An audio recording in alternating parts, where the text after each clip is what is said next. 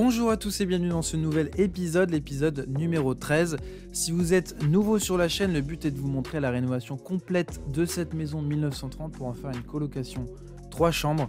Au terme de cette série de vidéos, j'espère véritablement vous montrer une maison entièrement rénovée, meublée et décorée. D'ailleurs, si vous n'avez pas vu les premiers épisodes, je vous mets un lien en haut de l'écran pour rattraper votre retard. Et je vous invite évidemment à vous abonner à la chaîne pour ne rien rater de la suite de la rénovation.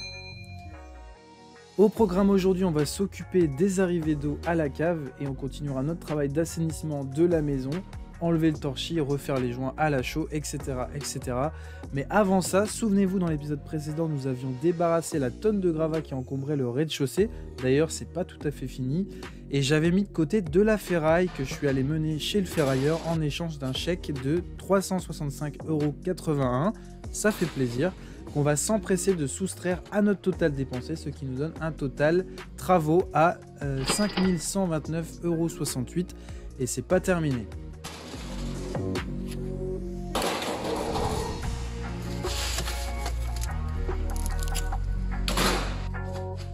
Allez, je vous emmène à la cave parce que c'est là que je vais bosser aujourd'hui. Alors. En fait, c'est le gros bordel. Vous voyez tous ces câbles ici emmêlés. Le compteur qui ne ressemble plus à rien. Ici, j'ai des arrivées d'eau qui sont vraiment hors d'âge. Donc le but, ça va être vraiment de faire un petit peu le ménage. Puisque effectivement, plus tard, le compteur électrique va monter au premier étage. Voilà, tout simplement pour refaire quelque chose de propre et de neuf. Personnellement, je trouve ça vraiment dangereux d'avoir en fait aussi proche l'un de l'autre, déjà une arrivée d'eau et notre tableau électrique. Donc le but de la manœuvre, ça va être aussi de sécuriser tout ça parce que là, je ne pense pas que ça remplisse les normes de sécurité. Donc là, on va faire le ménage. Il n'y a qu'un seul câble qui fonctionne, donc tout le reste, faut l'enlever en attendant de faire la nouvelle installation. Mais ce qui va nous intéresser surtout aujourd'hui, c'est ça. Donc ici, j'ai ma vanne d'arrivée d'eau. Ici, j'ai mon compteur. Et à partir d'ici, l'ancien circuit. C'est-à-dire que tout ça, c'est du plomb. Voilà, j'ai un premier robinet qui se trouve ici. Ensuite, le conduit par ici. Le problème, c'est que le robinet est tellement vieux et rouillé qu'en fait, il est bloqué. C'est-à-dire que je n'arrive plus à le tourner. Et donc, je n'arrive plus à fermer le circuit d'eau de la maison. Donc, la mission du jour, ça va être tout simplement de tout refaire à partir du compteur d'eau. Donc, tout ce qui est à partir de là. Donc, tout ça, je vais le virer. Et on va repartir sur quelque chose de propre en multicouche.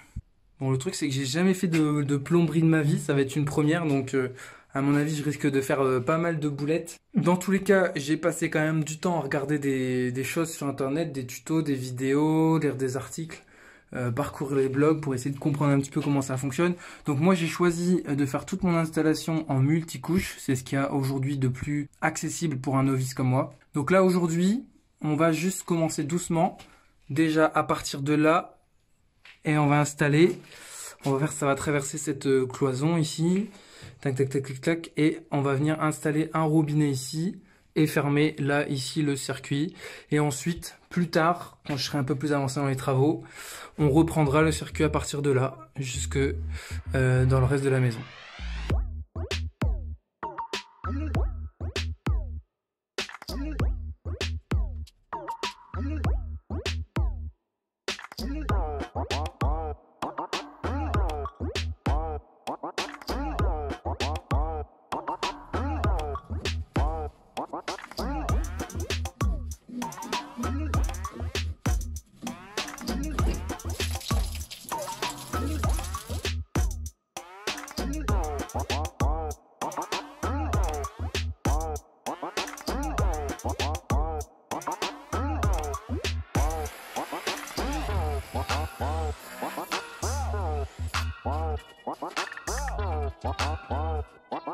Limite là, ce qui a été le plus compliqué, ça a été de dérouler le tuyau de multicouche. Et c'est pas facile en fait de le mettre droit. C'est-à-dire que là, il Il est un peu tordu. Donc je vais le fixer bien correctement au mur avec des chevilles et des pattes de fixation spécifiques au tuyau multicouche.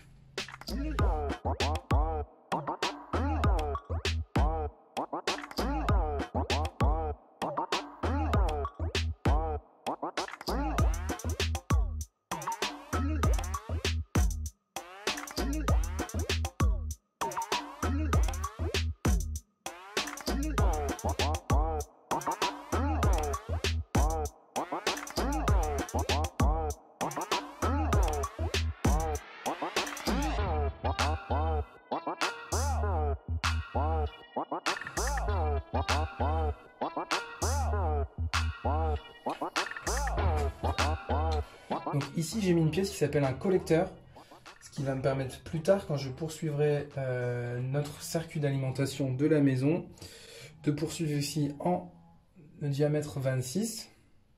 Voilà, mais en attendant, ici je vais mettre un bouchon. Et j'ai d'autres bouchons ici pour mettre ici et ici. Donc ici je vais avoir un robinet, donc le robinet que nous allons installer dans la cave va partir d'ici.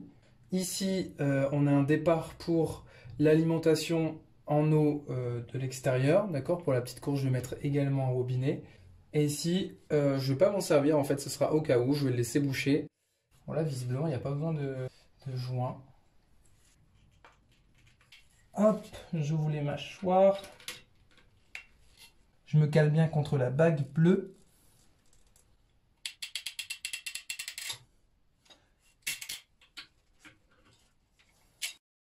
Me revoilà dans cette bonne vieille cave. J'ai avancé un petit peu sur le circuit, sur notre circuit d'alimentation. J'ai pas trop filmé, mais j'ai rajouté un robinet. Attendez, je vous montre ça. Voilà, donc, voici ce que j'ai fait. J'ai rajouté ici un robinet. Bon, comme pour le reste, il y a des fuites. Je vous montre ça. Donc déjà ici, ça fuit. Et quand j'allume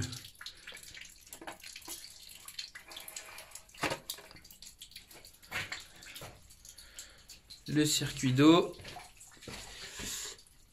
ici j'ai des belles fuites aussi.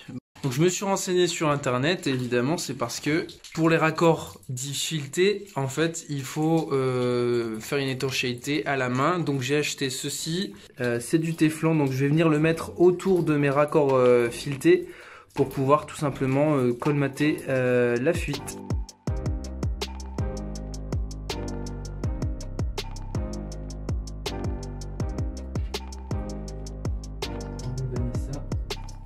Oh là là, le boulet. J'ai l'impression d'être au shot et de faire tomber le rouleau de PQ.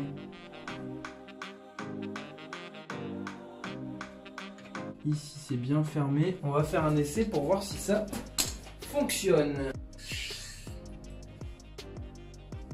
Ben, c'est nickel. Franchement je suis content. Donc déjà on va reclipser ça. Comme ça. Voilà, on le remet bien en place. Vite ça.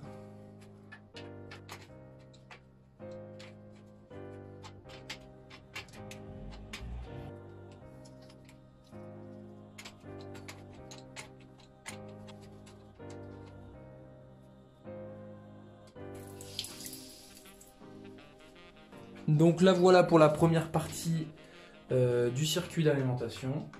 Comme je vous expliquais juste avant, bientôt viendra s'ajouter ici le reste du circuit en diamètre 26 et ici un départ pour un robinet en extérieur sur la terrasse.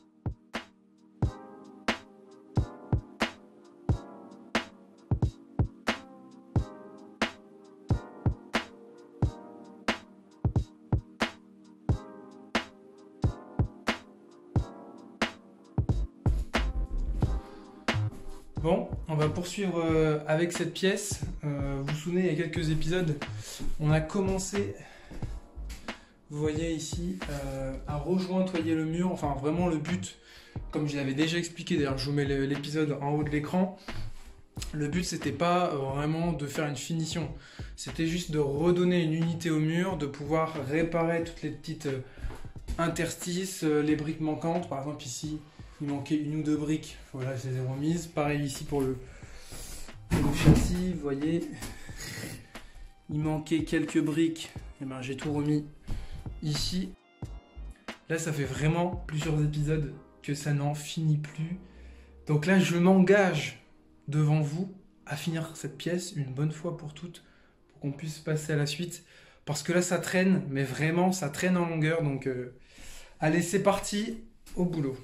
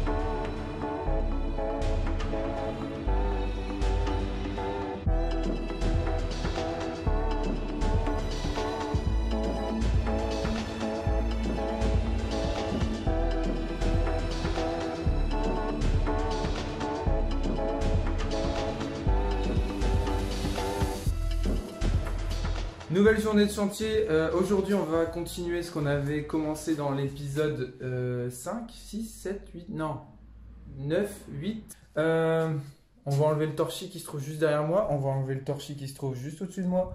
On va enlever le torchis qui se trouve juste ici. Voilà, aujourd'hui, pour m'accompagner, je ne suis pas seul, puisque j'ai cette personne là-bas tout au fond, voilà, qui va venir m'aider. Bon, oula. On y va? Ouais. Donc comme d'habitude, un petit timelapse pour immortaliser tout ça. Pas trop long timelapse, hein. Juste 10 minutes avec de la musique bien hardcore, je sais que vous adorez ça. Allez, c'est parti.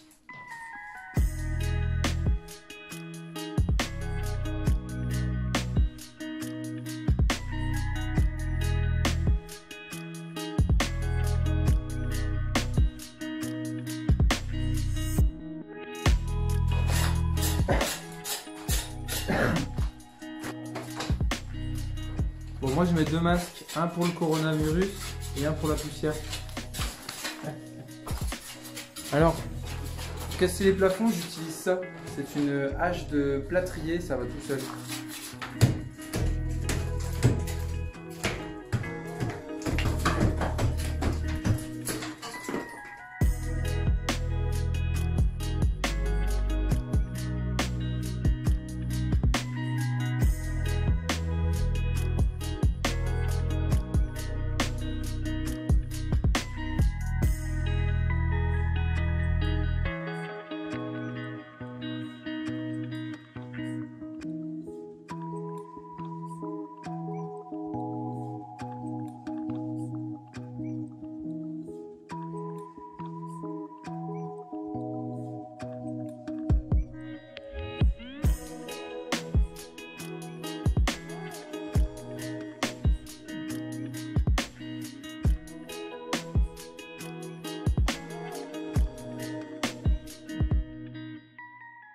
Bon, ça avance plutôt bien. Ici, il reste que ce petit morceau de plafond. El Vecino est en train de finir de casser ici. Il va ensuite casser les petites plantes qui sont juste là. Ce mur-là, on n'y touche pas. De toute façon, je vais railler, je vais plaquer ici. Donc, c'est pas très important. Ici, j'essaye quand même d'enlever le torchis parce que j'aimerais juste coller les plaques de plâtre. Ici.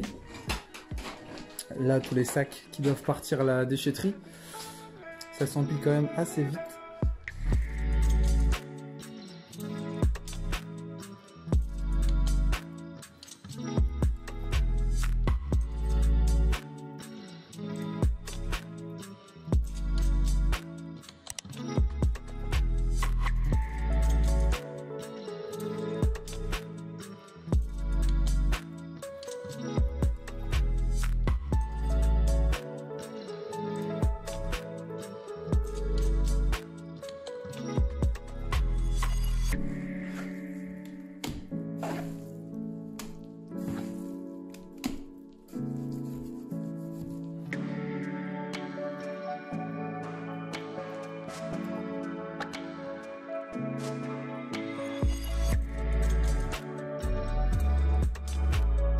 Donc là, je m'engage devant vous à finir cette pièce une bonne fois pour toutes.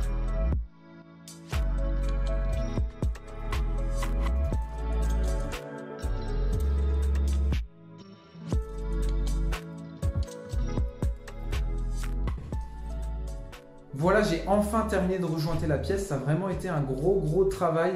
Mais je pense que c'était un mal pour un bien. Vraiment, c'était nécessaire parce que comme je vous l'avais expliqué, la maison est très humide et notamment cette pièce, véritablement, quand je touchais les murs, je sentais l'humidité et il y avait une odeur de renfermé, il y avait une odeur d'humidité. Et donc là, l'odeur est complètement partie. Les murs sont super secs.